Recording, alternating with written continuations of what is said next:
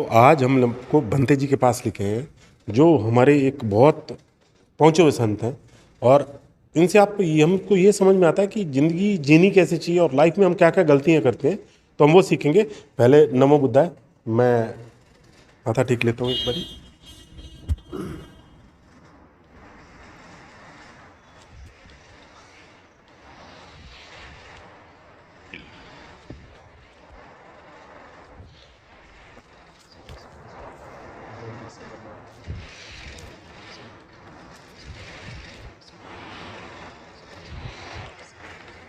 नमो बुद्धाय भंते जी।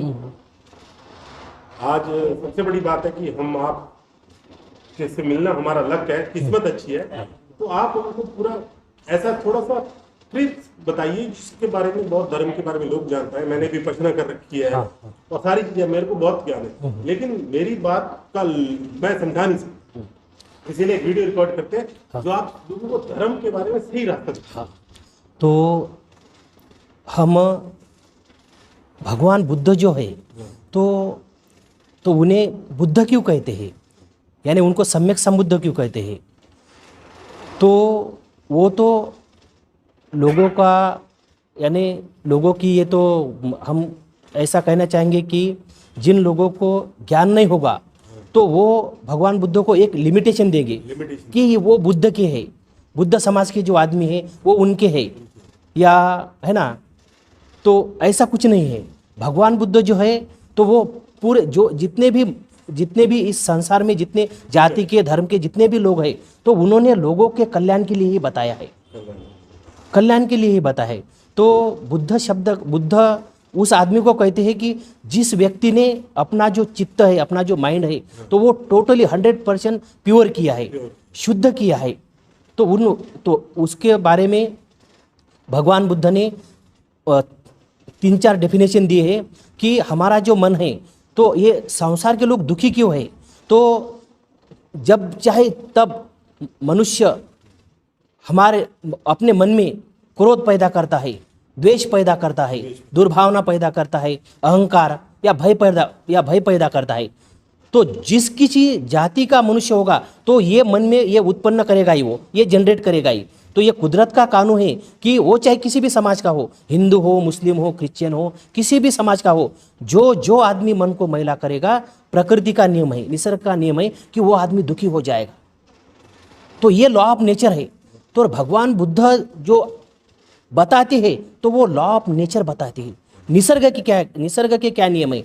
तो हम निसर्ग में रहते हैं, पृथ्वी पर रहते, हम निसर्ग में रहते हैं, तो हम पे वो सारे के सारे रूल लागू होते हैं। कोई व्यक्ति ऐसा नहीं कह सकता कि ये भगवान बुद्ध ने ये सिर्फ बौद्धों के लिए बताया है।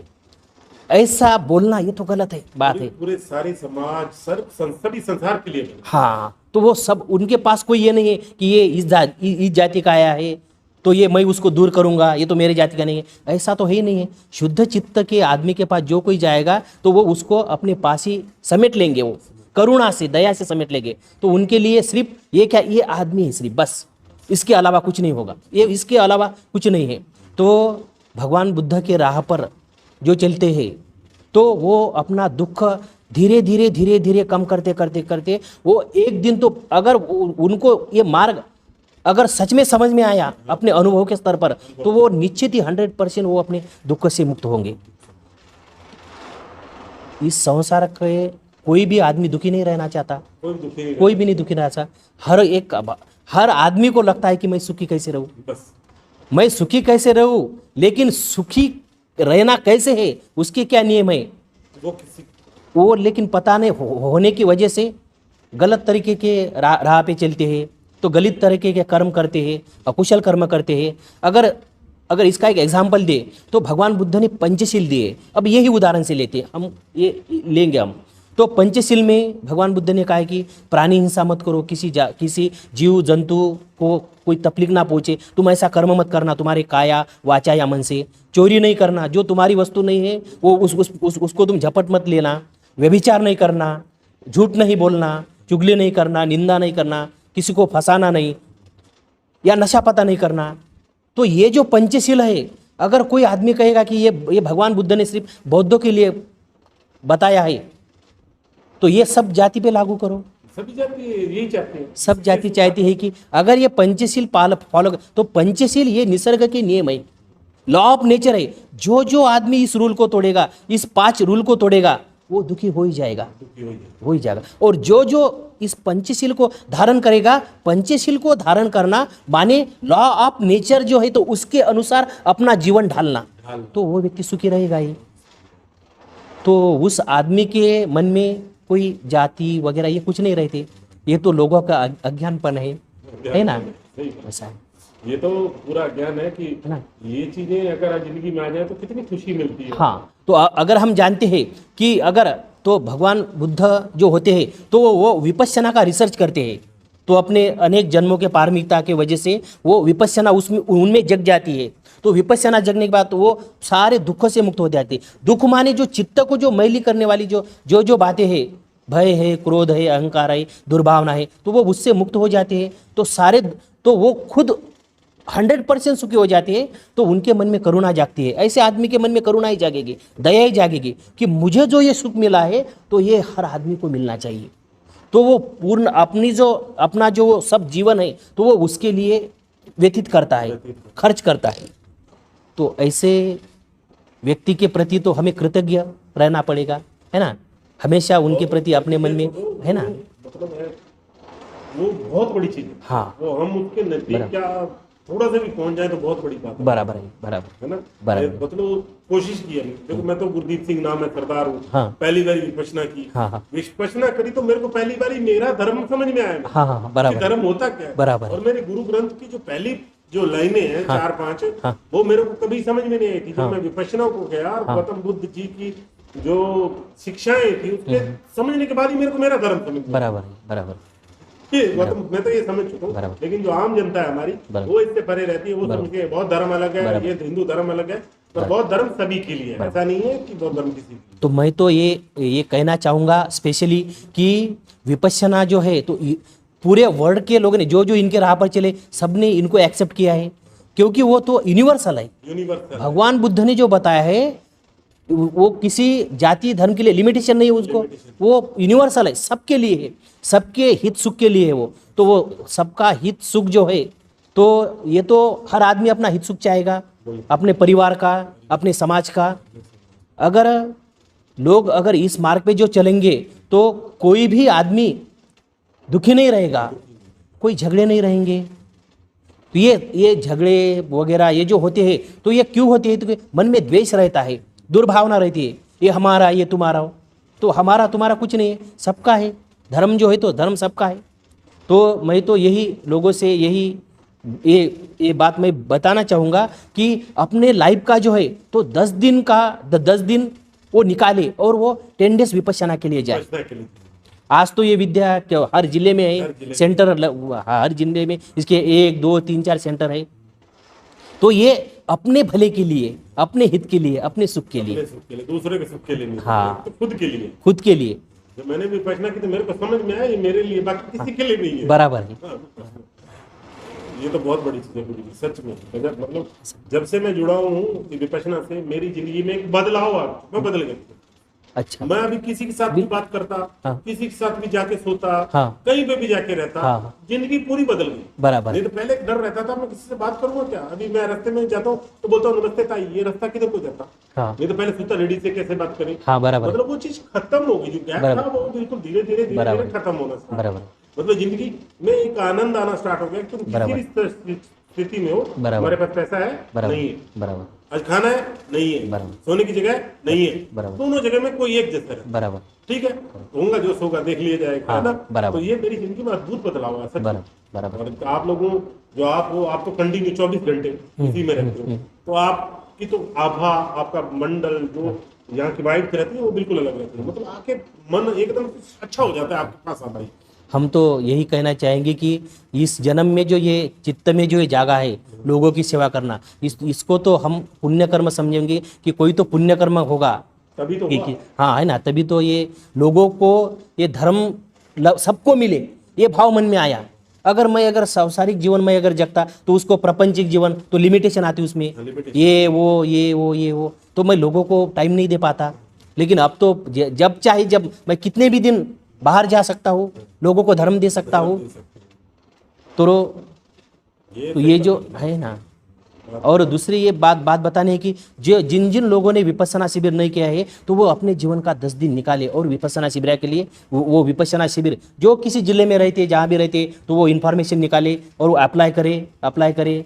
तो कोई ना कोई, अगर बहुत सारे, नागपुर में भी बहुत सारे सेंटर है, 2-3 सेंटर है नागपुर में, और हर दिन की साधना करे, है ना। ऐसा नहीं कि कोर्स करने के बाद उसको छोड़ दे, वो कोई प्रसाद के जैसा नहीं, एक बार लिया तो हो गया। तो वो हर दिन उस राह पर चले, है ना। तो सारा परिवार सुखी रहेगा, सारा समाज सुखी रहेगा, और इससे सारा देश सुखी रहेगा। गुरुजी भी यही बताते हैं, और इससे भी सारी दुनिया सुखी रहेगी। जैसे ऐसा। चलो बंदे जी, आपका बहुत बहुत धन्यवाद, आपने थोड़ा सा समय निकाला और हमको ये जो ज्ञान की राह पे बताया, उसके लिए आपका बहुत बहुत धन्यवाद। तो इसका अभी अनुमोदन करेंगे, ठीक है। दुःख पथाचनी दुःखा, भय पथाचनी भया, शोक पथाचनी शोका, हुन्तु सबे पिपानिनो, यतावता चम्हेहि सबथं पुण्य संपदं, सबे देवा अनुमोदन्तु, सब संपत्ति सिद्धिया, धनं ददन्तु सदायं, शीलं रखन्तु सबदा, भावना भीरता होन्तु, गच्छन्तु देवतागता, सबे बुद्धा बलपता, पचकानन चयं बलं, अरहन्तानं च तेजेनं, रखं बंधा मिसबसो, आकाशठा च भूमठा, देवानागा महीधिका, पुयन्तं अनुमोदित्वा, चिरं रखन्तु बुद्धशासनं, चिरं रखन्तु धम्मदेशना, चिरं रखन्तु संघत्वं परन्ति, इच्छितं पतितं तुह्यं, क्षिपमेवं समीझतु, सबे पुरे तु चित्तसंकपा, चन्दोपन्न रसो यथा, आयु आरोग्य संपत्ति, सर्ग संपत्तिमेव च, ततो निब्बान संपत्ति, इमीनाते समीझतु, सबिन्तियो विवज्जन्तु, शोको रोगो विनशतु, माते भवन्त्वन्तरायो, सुखी दीर्घायुको भवन्, अभिवादन शीलसं, नित्यं वद्धा पचायिनो, चत्तारो धम्मा वर्धन्ति, आयुवन्नो सुखं बलन्ति, भवतु सबमङ्गलं, रखन्तु सब देवता, सब बुद्धानुभावेन, सदा स्वस्ति भवन्तु मे, भवतु सब मंगलं रखन्तु सब देवता सब धम्मानुभाविनं सदा सोऽथि भवन्तु मे भवतु सब मंगलं रखन्तु सब देवता सब संघानुभाविनं सदा सोऽथि भवन्तु मे। साधु साधु साधु। अरहं बुद्धं नमामि धम्मं नमामि संघं नमामि।